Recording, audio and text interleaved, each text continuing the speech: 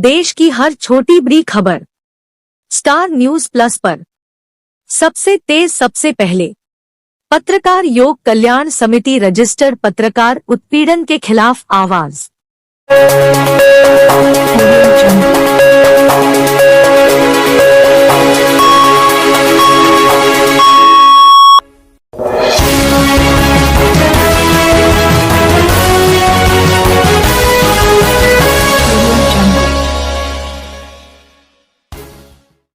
नमस्कार, आप देख रहे हैं स्टार न्यूज प्लस। खबर उत्तर प्रदेश के बरेली से।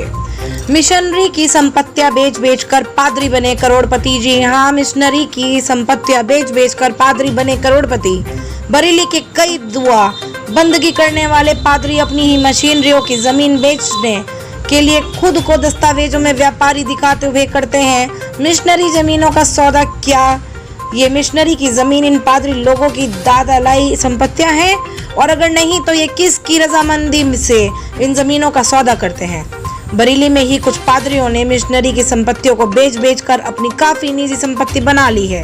वे अपने आलीशान घर और आलीशान गाड़ियों में जिंदगी का हर वे सुख जो पैसे से पूरा होता है इन दुआ बंदगी करने वाले पादरियों के पास है।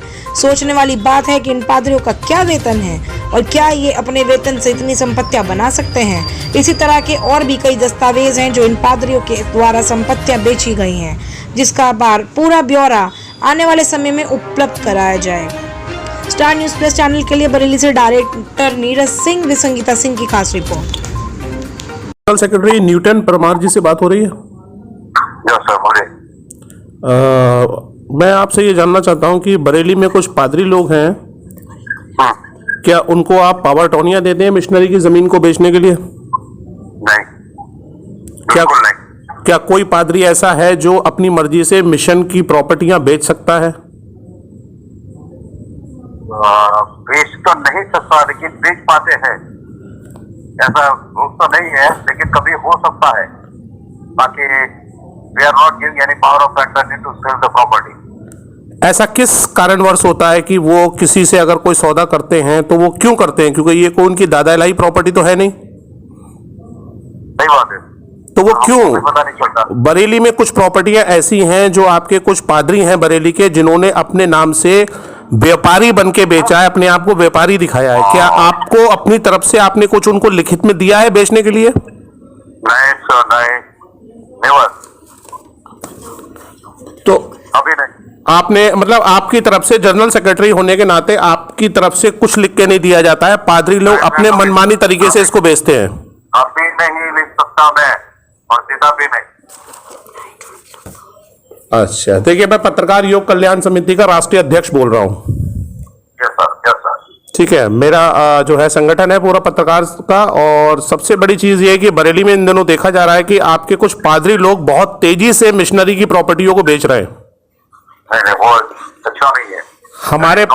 हमारे पास प्रार्थना पत्र आया है, और हम इसमें जो है देख रहे हैं इस चीज को, इसकी पड़ताल कर रहे हैं कि ऐसा क्यों हो रहा है कि पादरी लोग इन जमीनों को क्यों बेच रहे हैं।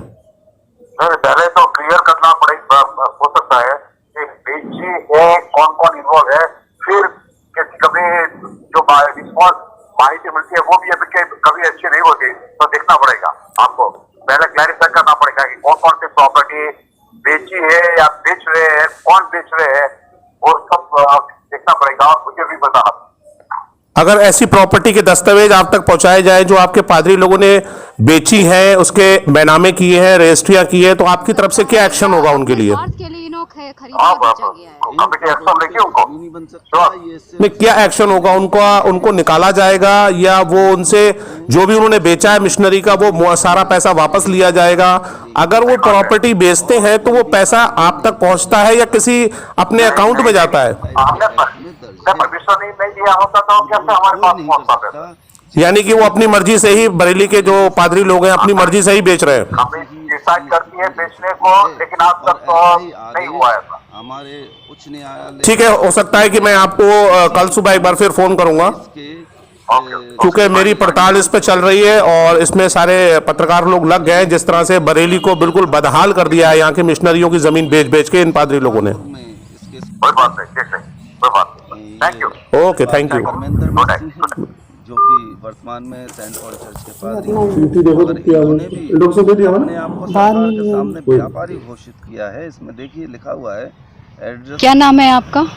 मेरा नाम पादरी एल्बर्ट बेंजामिन है और मैं सदर मेथोडिस्ट चर्च बाईस कैंट बरेली का पास्टर इंचार्ज हूँ। आज आप जिलाधिकारी महोदय से मिले, क्या किस मामले में मिले और क्या पूरा प्रकरण है? हाँ, जिलाधिकारी महोदय से मैं मिला, इस वजह से मिला क्योंकि यहाँ पर बहुत ही प्रॉपर्टी जो है चर्च के कुछ अधिकारी गुप्त चुप तौर से उसको बेच रहे हैं और झूठे साक्ष्यों के साथ उसको बेचा जा रहा है, झूठ बोल बोल कर बेचा जा रहा है।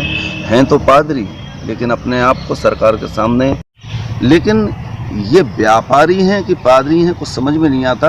और बिशप साहब जो हैं उनसे कहिए तो वो कोई सुनवाई नहीं करते हैं। तो चर्च की जमीन जो है वो किसको अधिकार है बेचने या खरीदने का, या कोई आम आदमी भी इसकी खरीद फरोख्त कर सकता है? जी नहीं, कोई भी, ना आम आदमी कर सकता है, ना ही कोई नेता कर सकता है, ना ही कोई प्रॉपर्टी डीलर कर सकता है, क्योंकि 1927 का एक्ट है जिसके अनुसार बन सकता है या अपने स्वार्थ के लिए इन्हों खरीदा और बेचा गया है। इन प्रॉपर्टी पे कुछ भी नहीं बन सकता। ये सिर्फ समाज कल्याण के लिए हैं और समाज कल्याण के काम ही उसमें हो सकते हैं। हॉस्पिटल बन सकते हैं, स्कूल बन सकते हैं, इस तरह की चीज़ें ही बन सकती हैं और कोई भी कार्य नहीं किया जा सकता। ये 1927 के एक्ट में दर्ज है। खुर्द-बुर्द कोई नहीं कर सकता। जैसी यथास्थिति अंग्रेजी शासनकाल के समय में थी वैसी ही उसकी स्थिति रह सकती है और ऐसा ही आदेश हमारे उच्च न्यायालय के मार्फत किया गया। इसी 1927 के चर्च इंडियन चर्च एक्ट के अनुसार उन्होंने उसको किया और यही केस डाला गया था। एक मिस्टर अरुण हैं जिन्होंने सुल्तानपुर में इस केस के अंदर ये पादरी परमेंद्र मैसी हैं जो कि वर्तमान में सेंट पॉल चर्च के पादरी हैं, मगर इन्होंने भी अपने आप को सरकार के सामने व्यापारी घोषित किया है। इसमें देखिए लिखा हुआ है, एड्रेस भी लिखा है इनका, इनके पिताजी का नाम भी लिखा है और इसमें ये अपने आप को व्यापारी घोषित कर रहे हैं कि हम व्यापारी हैं। जबकि हमारे जो चर्च का रूल है, एक पादरी 24 घंटे के लिए सेवारत होता है। 24 आवर्स की ड्यूटी उसकी होती है। एक वक्त भी, एक सेकंड भी उसके पास नहीं होता कि